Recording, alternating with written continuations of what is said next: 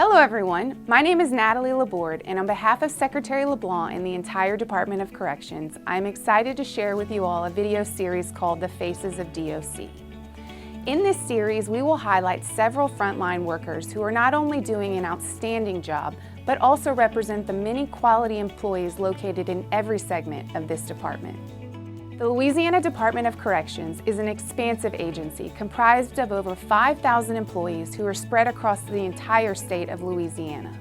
We are open 24 hours a day, 7 days a week, 365 days a year. We never close. Our employees here at DOC are brave, kind, and innovative. They are problem solvers. They are dedicated, they are compassionate and committed public servants. Thank you to all of you for going above and beyond to answer the call to serve and protect those in our care. Thank you for all that you do every day to reach people to build lives in order to improve Louisiana for all. Thank you for serving well.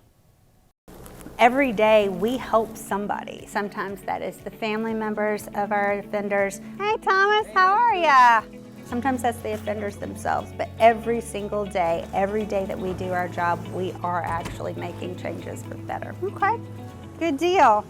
Hello and welcome to this edition of Faces of DOC. Today we're privileged to have a specialist, Lynette Brumfield, with us. Tell me how you got into becoming a probation and parole officer. Previously, I was a high school teacher and realized that if I were going to save the children, I first had to work on making sure their parents were better.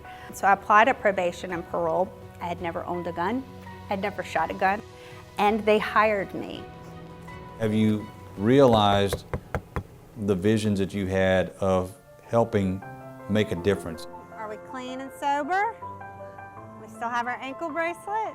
Every day, we are trying to impact positive behaviors for individuals who may not have realized how to make those positive changes in their lives. You need anything? You making payments? I am up to date. Up to date on those payments. You were on the front end of our honor guard, but you had the privilege of helping pay homage or respects to one of your fallen comrades. So when Caitlin Cowley passed, it was 2020, and a lot of things were put on hold. One of those events was the National Law Enforcement Memorial that's held in Washington, D.C.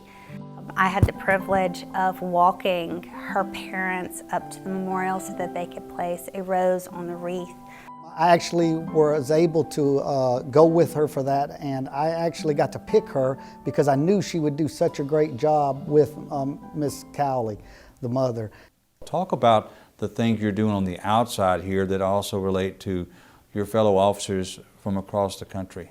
One of the things my husband and I do outside of work is we organize a fun run or a 5K to memorialize 9/11 and the firefighters that lost their lives that day. What do you tell individuals out there who are about to graduate college? How do you sell them on perhaps giving us a look and applying for a job here as a probation and parole officer? I think it's a calling. I think you have to have deep in your soul that desire to make a difference for society, for individuals. But to be quite honest, it really is pretty much the greatest job in the world.